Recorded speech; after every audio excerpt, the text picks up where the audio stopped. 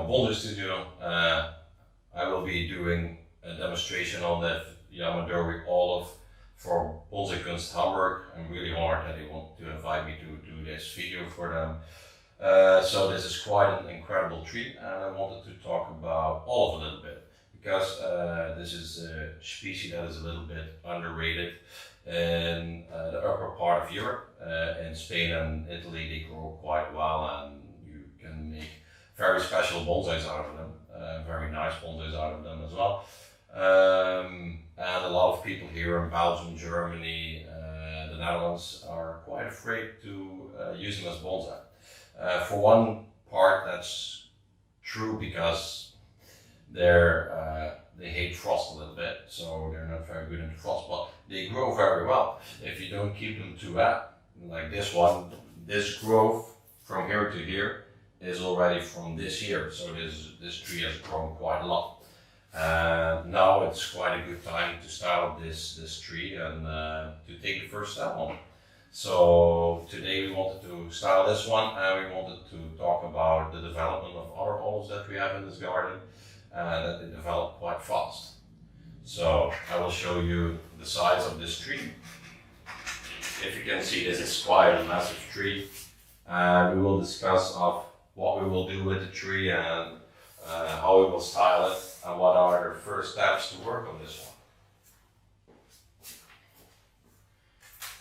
As you can see, the back side is already quite impressive, but this is going to be the front side, because there's an incredible hollow part into it, and it will be quite a nice two-trunked or double-trunked tree. So this will be quite nice. So the first thing, what we will start is we will be removing the branches we don't need, and that are branches that are emerging from the soil line, like this one.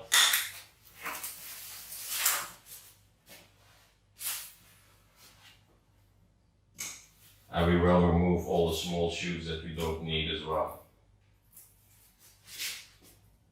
So then we can already see a little bit more of the trunk line, and what front is most impressive to use.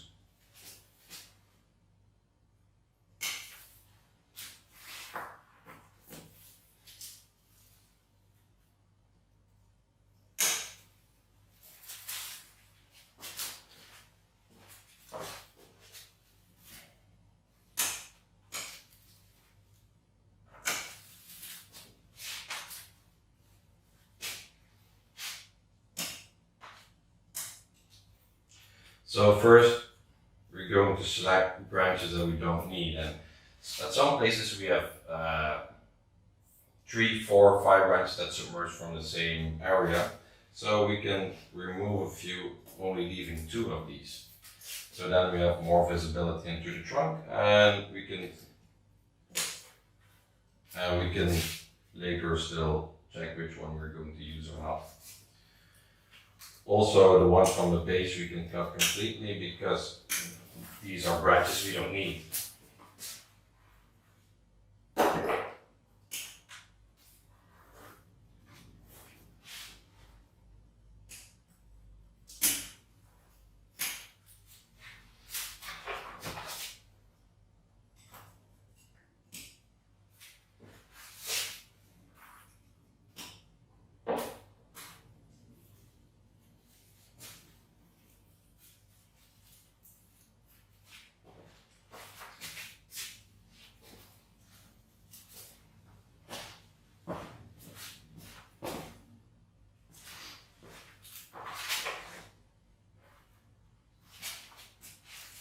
This one is quite a very big branch that's going into the front of it, and this is something we cannot use. So this one we can remove as well.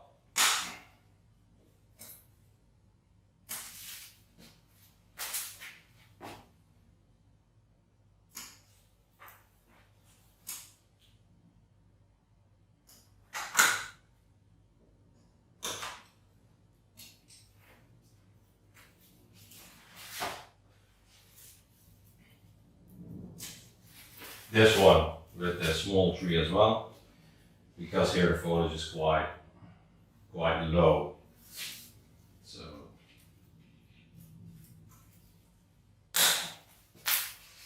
As you can see, there's quite an interesting trunk, very hollow, very nice. So yeah, one we can cut as well.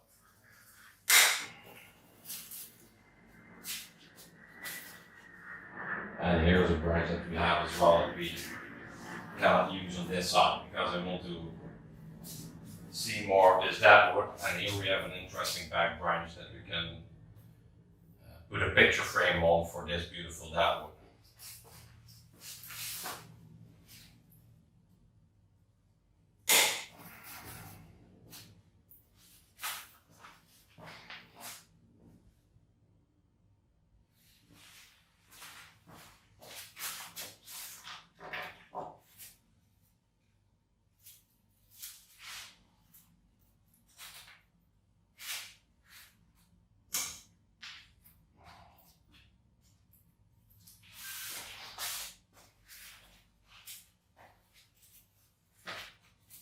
Here are two branches above each other. This one's quite big. So this one we're going to remove. And this one we can keep. Here we need to make a selection which ones we are going to use. This could be a very interesting first branch. Or maybe this one, maybe taper it more like here. So I guess that's something we will do. Yes.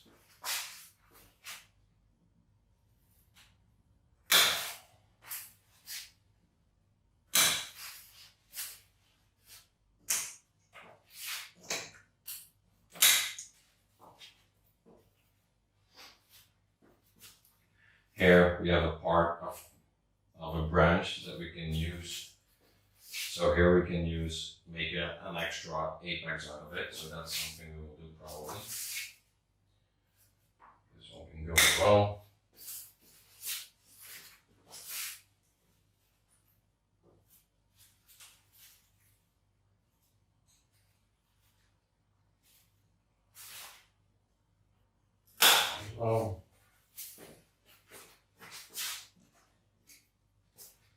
So we already have removed a few branches. What we're going to do now is we are going to clean the deadwood a bit.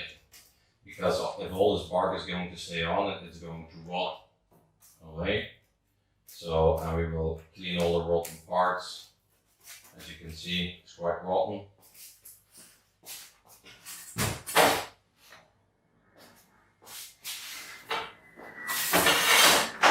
This we can do with this tool. There's a sharp edge on it to remove the bark, a blunt edge to remove the rotten parts.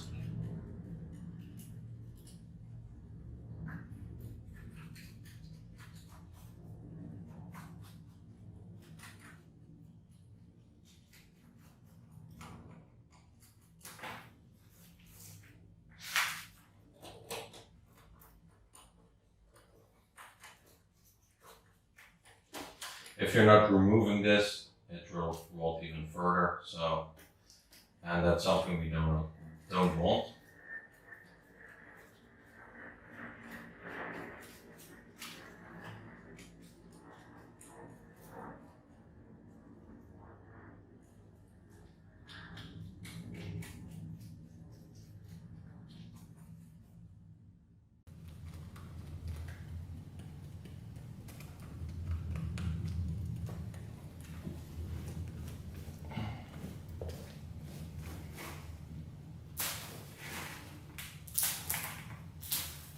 As you can see, there are also quite a lot of pans in here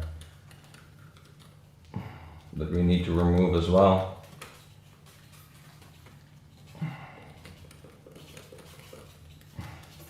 Well, what they have done is they created quite nice textures in this deadwood. We have some extra movement in here, so that's nature has done a good job with this one. Nature always makes the most beautiful products, but here's something happened that I actually didn't want.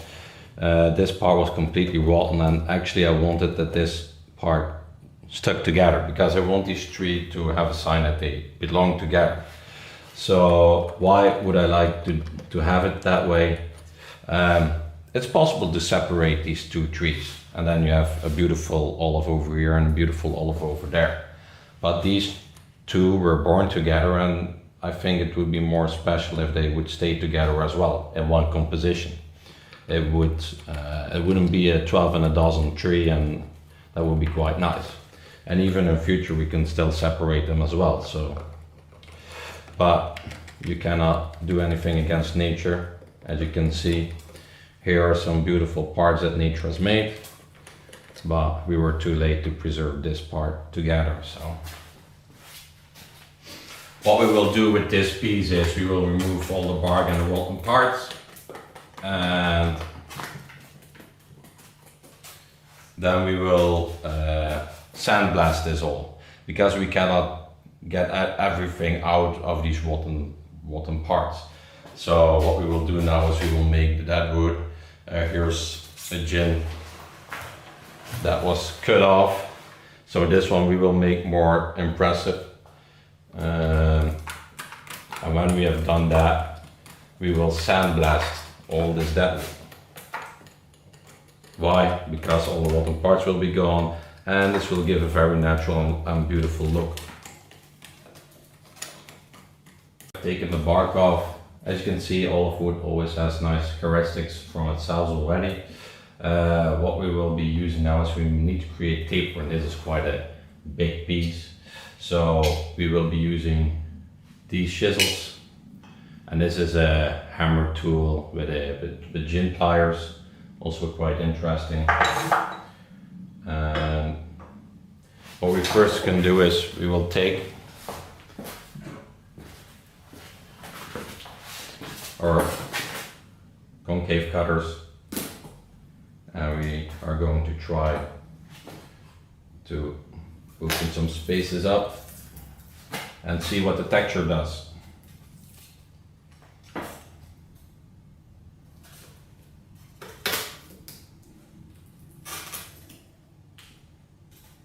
Here you already can see some nice lines.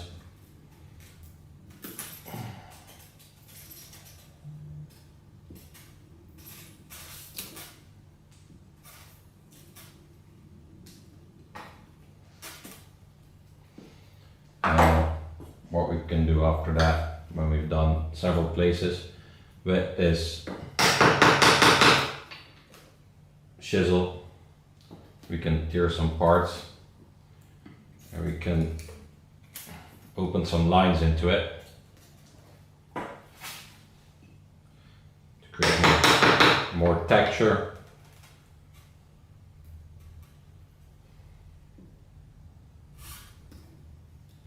As you can see,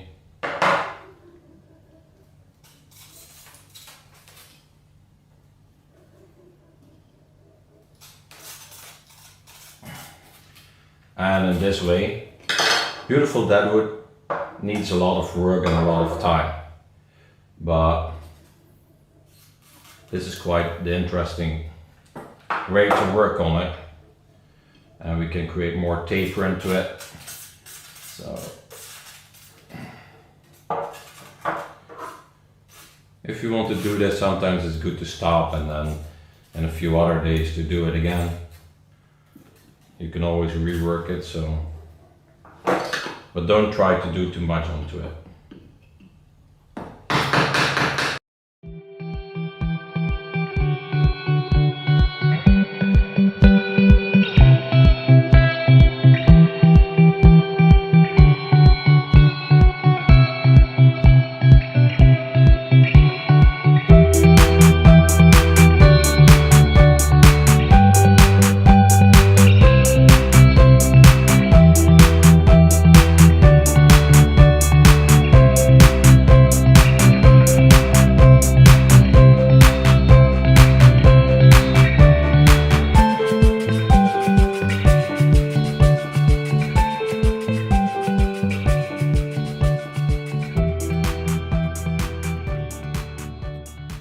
Done some deadwood work, and afterwards we did sandblasting.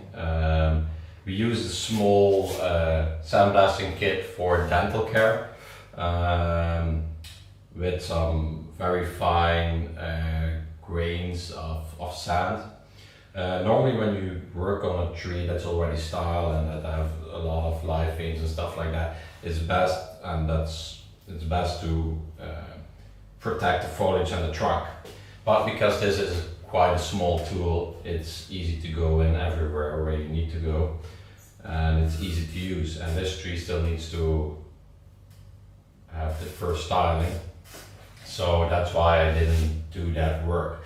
So also important when the tree is already in pot, so that you cover the pot completely. With this one it's not necessary because next year we're going to repot this tree in the right position. So we've taken all the rotten pieces out with this, and we have made this very nice beautiful structure. It took some time, but it's quite interesting and it's quite beautiful. Now the wood is hard and it cannot break anymore. The only thing what bothered me a little bit was this piece was quite rotten and now it's a hole. So we don't have a unity in the tree anymore. So what we're going to try to do when we repot it the next time is we try to get them more attached together. Maybe it's already possible now, maybe we can try a little bit, but I think this is best with the repotting because here is still some dead wood attached to each other, so at the base, so maybe it's still possible. But what I would like to do is to bring this piece closer to that piece, so this will become a first branch or a first trunk, and this will become a second trunk. If you can see here with the sandblasting, it gave very nice, beautiful, natural details. This was quite interesting, and this one looks better as well. So I'm quite happy with the result for now. Maybe in future we can lighten this a little bit more, but that's for that.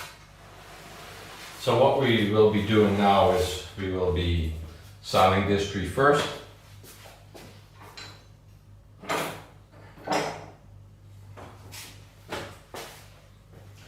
And then we need to always work on the first branch. And it's also an important way about how we're going to style the tree. So I always work from bottom to the top when we are styling a tree. So first I'm going to work on this one. And here are some branches that we're going to use, and this will probably be the new apex because this one's too far to the back. And we can create more movement into here. Here's some movement again, and here as well. So I first will be wiring this one.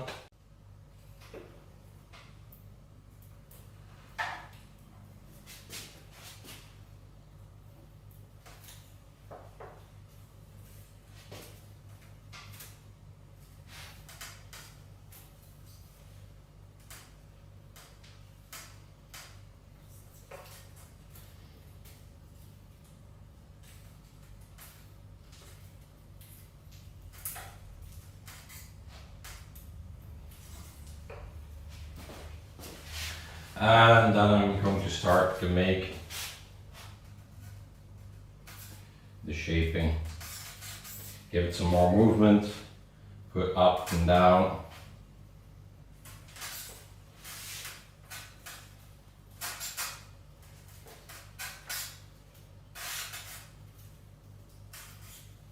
And get it back up again. So at the moment this is still important because I want this branch to become very big. So the thing what we need to do now is we have some branches that go up and we can shorten these. And also important, we need to see the base of the branch. So these we can remove, and here the first branch can start. And the branches that go up, because olive grows like you have two shoots up and down and two shoots lateral. So the ones that are growing up and down, you can shorten. Why you can shorten these? Because then you will get or create volume. And this is quite important. And the branches that grow down, you can remove completely. So with these we can already shape the foliage clouds. And this one is quite important because I want to use this one as a sacrifice branch. So we will remove a lot of this foliage until here, and this can grow freely. Yeah. Very important when you style a branch or start working on a branch is from these lateral branches is that they go sideways. So first one over there, then the other one over there, and then the other one over there.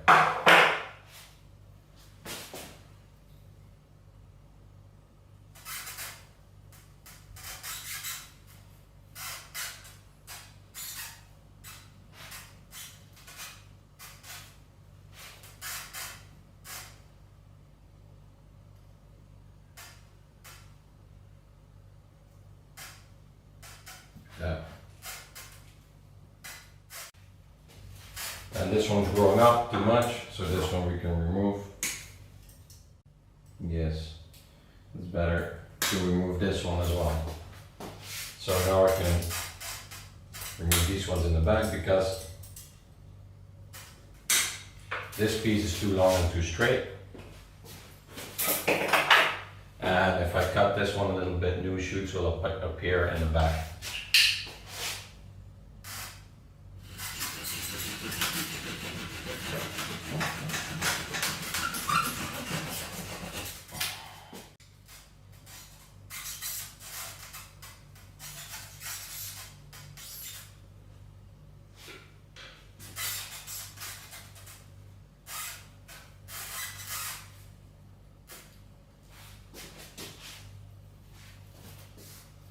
This one is too far, so we're going to remove this one already. Like here.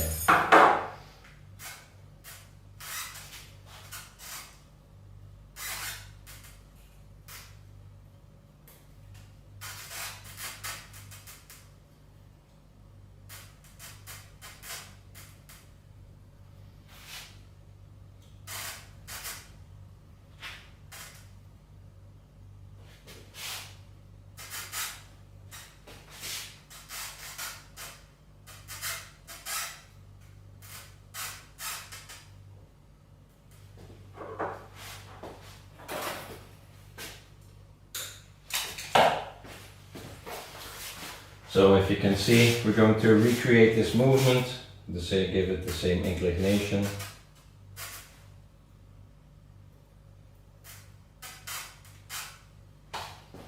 Like that.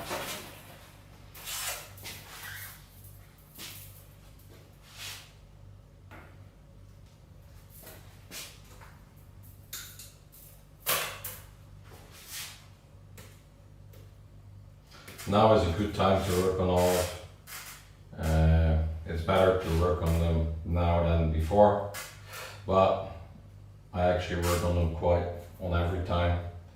I also worked on them in November, and I got some good progressions with them. So in this movie I'm going to show you as well some trees I have done in this past year and show them how they improved in short time, so that's quite nice as well. As you can see here, we have a foliage pad here and here as well. So this will become a new apex. So you have this movement, then the movement goes to there, and then it goes back to there. So this one a little bit when we have put this one more into this position, because we want to make a beautiful composition that completes them both. So we already have done that. Now we will do the next one. This one is quite actually in a strange place, and we don't have like a corner over here. So this one is not in the right position. So we're going to remove that and these as well, because these are in the inside corner. Like here. This one is more in that corner, so this one will go as well. Here we can have a beautiful front branch. I'm going to keep two.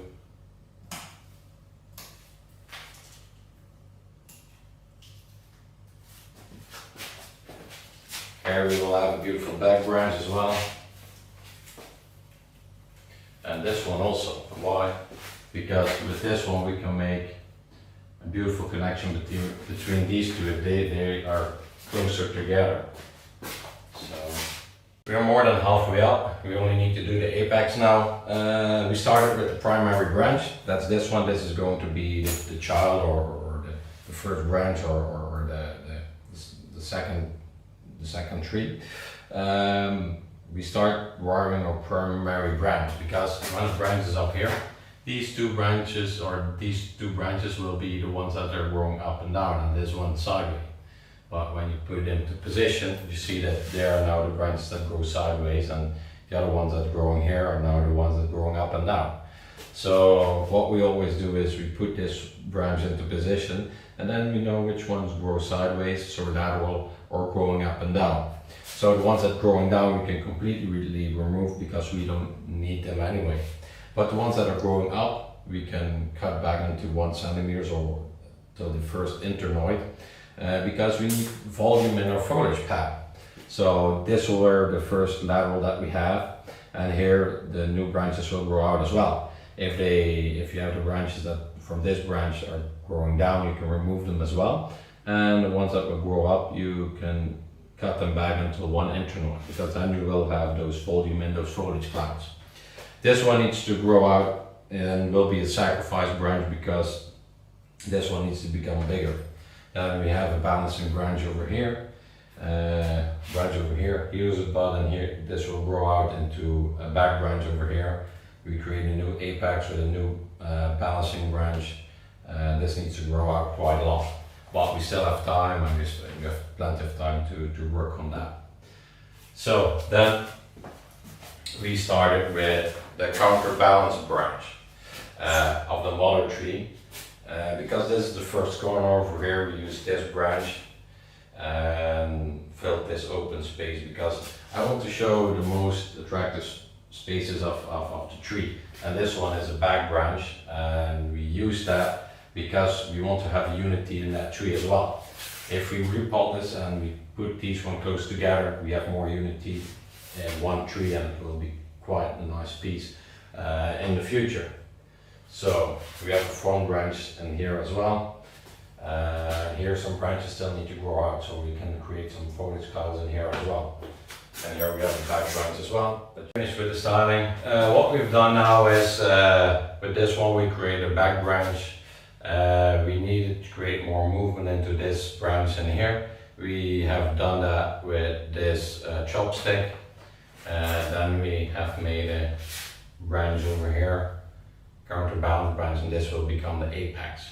In future the apex will grow more and will go into this side because it needs to be a little bit higher than this gene, or this gene should be higher, but I want it to become like this. What will happen now because we have cut the tree back, this olive will now grow quite often and quite a lot, so we can put this tree inside and we can fertilize it heavily, and it will grow a little bit in the next coming weeks as well. And maybe we can start to cut it back afterwards as well, because these trees grow pretty hard. The only thing we need to take care of is these trees cannot take a lot of frost, so they can handle a little bit but not too much. So in the winter these one will go into the greenhouse, and we will keep it until 0 more or less, or we will try to. So now the dough will age a little bit more as well. Afterwards we can clean it a little bit more as well and put lime sulfur into it. And next year we can repot it. And when we're repotting it, we will bend this part closer to there, so we have more unity. And then the tree will be more compact as well, because it's quite long. Here some branches will grow out that we can use for probably here and here as well. And already after a few weeks you can see already more result. And that's what I'm going to show you now in the next couple of trees. I'm going to show you trees that I worked in November, some olives, and how much they've grown, and I already cut them back 2 or 3, sometimes 4 times this year already. And you can have like pretty quick results. And I'm also going to show you one tree that's already for a few years in my collection and how that one is looking now. So, okay, I just wanted to show you that olive is quite an interesting species for bonsai. They have interesting deadwood, they have very nice movement, very special and old bark. This one is still not that old because it's still flat at sometimes, but I've seen that olives with deadwood that was very gnarly and interesting. So what we still need to do in the future is grow some branches out so they can thicken a lot more, and then we will try to find for next year a suitable pot to repot it in. So yeah, I'm looking forward to that as well. Tree from our own collection that we wanted to show you is this one. This is the yamadori from Sicily, from Italy, and we call this one the wave. The first thing what we did on this tree was clean the deadwood as well, because that's how you work. You first start with the deadwood and then you can decide angles and stuff like that. So here's a beautiful live vein. We have this nice wave shaped deadwood. And then we started in November with cutting back the foliage severely because this branch was still longer, and we started to wire it as well. We used some loose shoots as well to create new branches. Then in March we repotted this tree into a soil mix of BIMS and Akadama 50-50 because olives don't like to be too wet. And we afterwards, after 1 month after repotting, we started to give it fertilizer. And then a few weeks ago we started to cut it back as well and added some wires, and as you can see now, here and some other places it's growing again. So all of it's a pretty nice species to work with. So this is just a training spot, but it's one that's quite suitable for the tree. It's not too big, not too small. So the apex still needs to develop a lot. These branches need to develop a lot. And here it's going quite fast as well. So I'm looking forward to the future of this tree, and yeah, it will be quite nice. This is another example that olives are quite fast to develop. This one is also a yamadori from our collection that was from Sicily. Beautiful tree with nice flaky bark and beautiful deadwood here as well. Very fat trunk, nice movement. So we started this first styling with only creating the primary branches, so setting the bones. What's very important, because it's important that we have a first branch, a counterbalance branch, back branch, apex, and necessarily sometimes a front branch. What now is important is because we set the bones and we use also some younger branches, is that these branches are going to become bigger, more massive, because it's also important for branches to create taper and also in the apex as well. This was already made by nature, but we have to have a continuation in movement, and that's why we have this movement as well and created a new top as here as well. So this one can grow out, so this part of the trunk can get a lot bigger as well. So we started to work on this tree in October, and the first thing what we did was setting up the bones like I already told you. And then in March we repotted this one in a mix of Akadama and BIMS 50-50 because olives don't like too much water. And then we let it grow. After 1 month we started to fertilize it heavily with a lot of different kinds of fertilizer and also organic fish mix, algae and stuff like that. And then after repotting in June, the tree already exploded with a lot of growth, so we could cut this tree back. And then a few weeks ago we have cut it back again. So this is a tree that's developing quite fast. So this is the work that we've done for now on this tree. The thing what we can do in the future is, like, What we need to do is these are growing out and we need to cut them back into the same shape so that we keep them to have in the same silhouette. And the ones that grow up like here, we can cut them back as well until the first internoid, because this is important as well, so we can have this nice pad-shaped branch. Another yamadori Olea silvestris for my collection. This tree I already have for more or less 7 years. The first time when I had it, I got it from Bonsai Plaza, and this yamadori from Mallorca, and it was in a black container. So the first thing what we did was repotting it in March, and then the tree could grow freely until June or July. And the thing we did then was we cut some branches away, and we also start with the bones, but I completely defoliated it. Olives can handle this as well.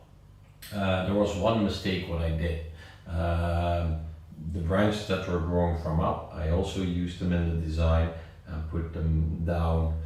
This was quite a mistake, but in the past, from 4 years ago, we removed those mistakes so the tree could begin at the start again. And at the moment we have this.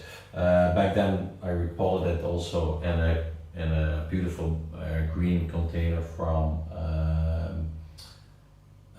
Ibuki, from Marius Volda. And now the tree's maturing more and more, and we have chosen to use this old Japanese pot from Shozan. It's quite a nice pot and it suits very well with the green of the foliage. But we still need to develop quite a lot, because here the foliage clouds, we have grown this branch out to create more balance between the tree here as well. So in future this needs to grow out a little bit more here as well, and the apex need to be less pointy, because now it's still pointy, so this needs to go like more or less like this, like that. How will we do that?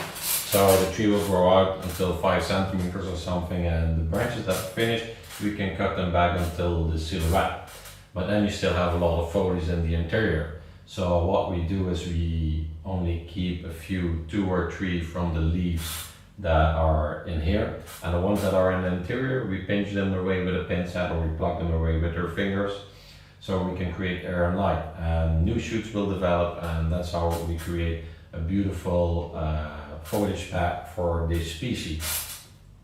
Here we need to let them grow out and then cut them back when they're at the right size. But you need to pay attention to the 2 laterals that are growing and not use the ones that are growing up and down. So this was it for today. I want to thank Bonsai Kunst Hamburg for inviting me for doing this demonstration. I enjoyed it a lot. I hope you guys also enjoyed it a lot. Don't forget to look at my website www.yamas/bonsai.de, and that was it for today. Thank you and see you next time.